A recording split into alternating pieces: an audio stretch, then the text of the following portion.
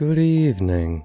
My name's Evan and welcome to Rocklin Graves. My Bloody Valentine is a movie that holds a special place in my heart for a few reasons. One, because it was a wonderful movie to watch on Valentine's Day when I was single and wanted to see happy couples suffer horrific deaths, and two, because it was shot just a few hours away from where I live. At some point I'd really like to make a video going around the shooting locations, but for now, because I didn't get around to doing that, I still wanted to review the movie because it feels like the most appropriate video to make right now. Released in 1981, My Bloody Valentine was one of the many slasher films to try and get a bite out of the boom the genre was having at the time. The production was originally titled The Secret, but it was changed to My Bloody Valentine as so many slashers were being named after and set on specific holidays.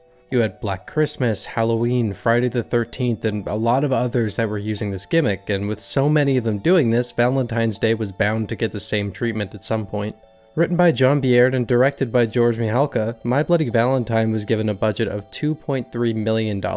Information on the movie's production is somewhat limited as it's not nearly as massive as some of its counterparts, but the most interesting thing about the release of the film was the heavy edits the MPAA forced in regards to the gore. Paramount had released Friday the 13th just a year prior and gave a lot of leniency with the violence, and due to the backlash that film received upon release, they were much harder on My Bloody Valentine. The MPAA's forced cuts to the movie were quite substantial, with over 5 minutes of footage cut for the release. It wouldn't be until 2009 that we'd finally get to see most of what had been cut. Lionsgate released a special edition of the film which reintegrated much of what had been cut from the original release. This coincided with the release of the 2009 remake of My Bloody Valentine, simply titled My Bloody Valentine 3D. While this was great, the shots which were recovered had not been well preserved and really showed their age. This release has some pretty jarring moments where it goes from a clean looking image to very rough and right back to clean, but Scream Factory's release in 2020 got access to the original negatives for most of the footage and did some really impressive cleanup on everything else. This release is the best way to watch the movie now, and according to the director, it contains roughly 80 to 85% of the original version, with that 15 to 20% consisting of some minor character development and one kill which was cut in its entirety. I'll take what I can get though, and the fact that we got as much footage back as we did is something to appreciate. It's mostly seamless on this new release, but even if it wasn't, even if it was even grainier than that last 2009 release, I would still argue that that's the definitive way to watch the movie because of how much this extended cut adds back in. I don't see any reason to watch the theatrical version. My Bloody Valentine has become a cult classic despite its initial release not bearing much fruit, so let's take a look at it.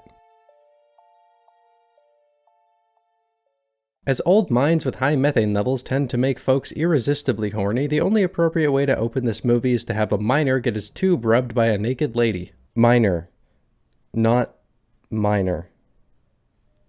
Minor. I've seen this movie many times, and the only purpose I can find that this scene has is to show an early kill and get a titty quota filled out, because the rest of this movie is not as horny as some other slashers. Gotta draw people in early, and gore and nudity is always a guaranteed hook. Anyway, it's Thursday, February 12th, making this one of the most fruitful weekends for masked killers. A mining crew has returned from a day's work, and holy shit can you ever tell this is the Nova Scotian movie. You wanna be a troubleshooter, you gotta know the mine! One of the biggest reasons I like this movie so much becomes immediately apparent. This is becoming less true, but a lot of modern slasher movies take themselves way too seriously, and any scene that's not a murder feels like a poorly written melodrama. The characters in My Bloody Valentine are just a lot more fun than many other slashers, and I think that's a huge driving factor for why the movie has become so beloved. That's not to say that they're these fleshed out, complex characters with incredible performances, but they do have distinct personalities and are played with a lot of charisma that adds a strong fun layer to the movie.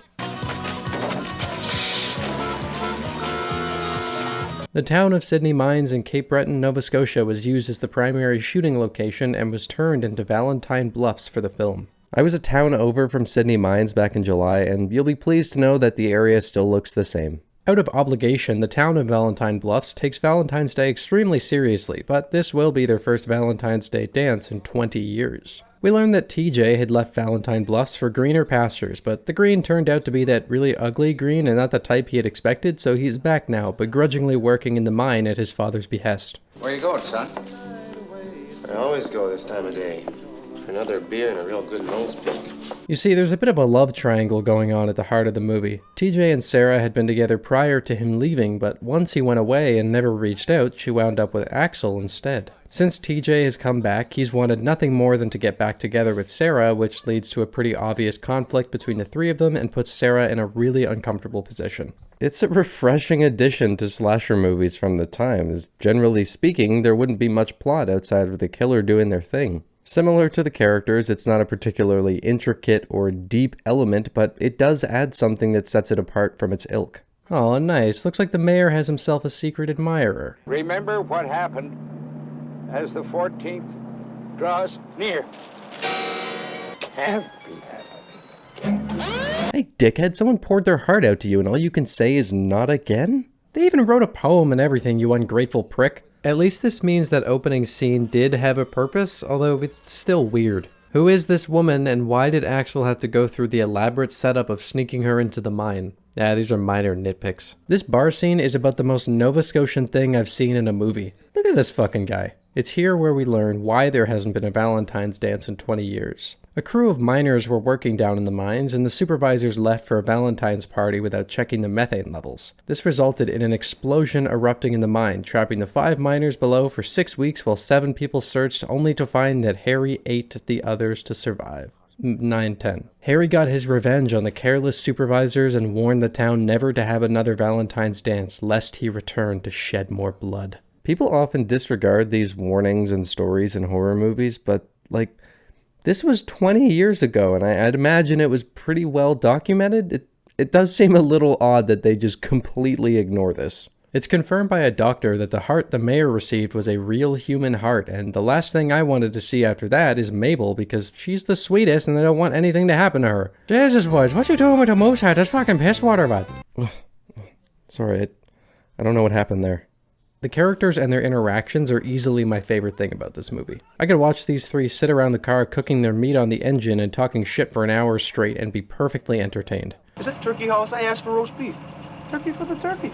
It's here where the tensions between Axel and TJ start to get really heightened. TJ clearly does not accept the state of affairs and thinks it's a problem that needs to be worked out between the three of them, while Axel's view is much simpler. Well, there ain't nothing to do about it. Sarah's going with me now. And that's all there is to it. Sarah and Patty are talking through the issue the next morning, and it's clear Sarah is very conflicted. TJ won't talk to me. He just sulks all day long, and Axel is not behaving any better.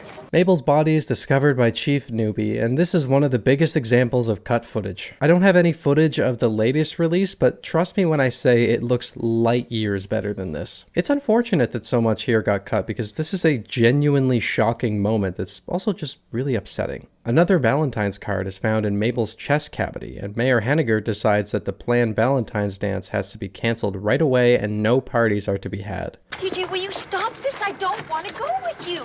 Jesse, are you listening to me? Nope. Ah, the 80s. Back when you could shove an actively protesting lady into a car and drive away without anyone batting an eye. He brings her out to an isolated oceanside precipice to try and win her back. Works every time. Plus, you've got a rejection contingency set up since you're right by a cliff. It is actually pretty interesting to see a scene like this in an 80s slasher movie. It's not some deeply emotional and gripping interaction, but it's a lot more thoughtful than you might expect. I'm sorry. I'm so damn sorry. Looks like you're getting somewhere, TJ. Later that night, TJ suggests throwing a secret party in the mine in spite of the recent ban. Happy ain't so happy with the idea, and to scare away the kids from their party, he decides to set up an excessively elaborate jump scare instead of just notifying the authorities. He's having a psychotic amount of fun playing with it, and when he goes back for one more test, Harry Warden is there to greet him with a pickaxe right through the chin and out the eye. Really solid prosthetic work here. Another heart reaches the police station, and the party is in full force by this point. The lovers' quarrel reaches a breaking point when TJ says that Sarah wants to come back to him. That's it. Shit! You guys knock it off! Axel storms out with the most dramatic opening of beer I've ever seen in— Ow, what the fuck? Oh, also, this dude, he got drowned and burned in hot dog water. Moving on. My Bloody Valentine features some really great kills that easily rival the likes of Friday the 13th. Mabel's is off-screen, but the reveal is sad and pretty disturbing considering how sweet her character was. We all know a Mabel. It's really in scenes like Happy's death by pickaxe, Sylvia's death by waterspout, Howard's hanging decapitation, and a few others where the added footage makes the biggest difference. As I said, there is one death that was cut in its entirety and it's unfortunately never been recovered. After a while, a few of the people from the party decide to go down into the mine for a tour, despite Hollis's hesitation from women not being allowed in the mine. As they explore, Mike and Harriet go off on their own for some Valentine's celebration, and their bodies are later found stabbed together by an auger. The death was actually filmed, but the MPAA forced it to be cut completely, and it's never been recovered, restored. We're probably never going to see it. Oh well. The film has plenty of great on-screen kills, but it's still a shame that this one is likely forever lost. Harriet was robbed of her chariot after all. Also, one cool thing I noticed is some of the deaths being foreshadowed early on. John lifts Sylvia up and kisses her while the rec hall is being set up, and the way he lifts her is exactly how she's lifted onto the waterspout later on. After the first heart is found, the sheriff suggests that this could be a joke by one of the kids, and Mayor Hanniger says this. If it is a joke, I want every one of those kids strung up, starting with that damn Howard Landers. Well played, movie, well played.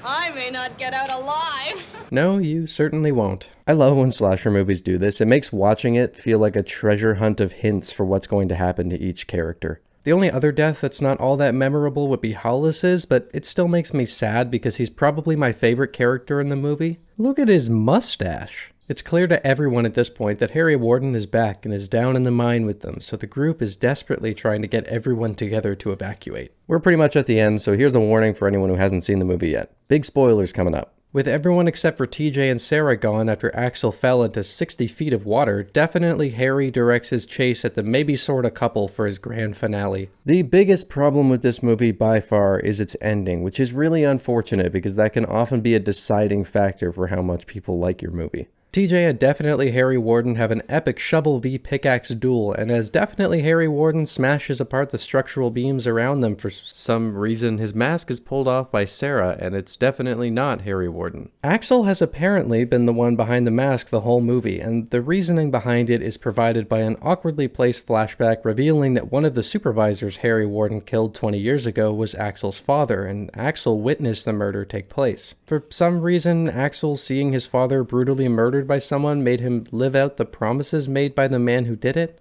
Yeah, it's really not explained at all. It doesn't make much sense. Trauma can make people do weird things, but it's pretty lazy.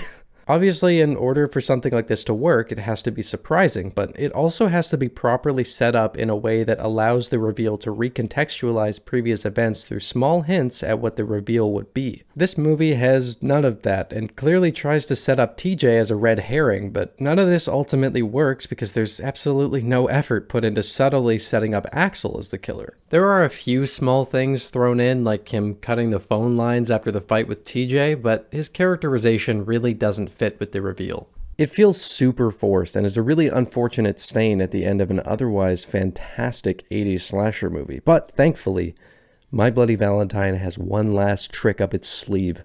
Axel is trapped in the rubble of the collapsed mine and cuts off his arm to escape. As he runs off, he promises to come back, and we're then given the heavenly treat of the Ballad of Harry Warden.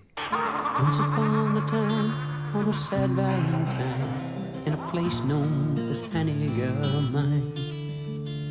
Written by the film's composer Paul Zaza, the ballad is performed by Scottish-Canadian musician John McDermott, and it's fucking awesome. It's perfectly fitting for the tone and setting of the movie, and having a folk ballad tell the legend of your movie is one of the coolest possible ways to conclude it. This song easily makes up for the dumb ending to the narrative. So that's My Bloody Valentine. There was a remake in 2009 that I'll probably have a look at in the future, but aside from that, there's never been a sequel to this film. I think a big reason for that is that the ending really doesn't do a possible continuation any favors, and unless some major changes happen, it sets up a pretty redundant sequel. Harry Warden could have gone on to become a pretty well-known killer, and I hope that if another entry ever happens that it'll make Harry be the one behind the murders. No one's going to the movies to see Axel axe anyone else. Apart from the ending, this is a very fun 80s slasher that I have a huge soft spot for thanks to the characters and setting. It's one that I watch every year, and if you haven't seen it, I definitely recommend watching it, if for nothing more than the incredible ballad at the end.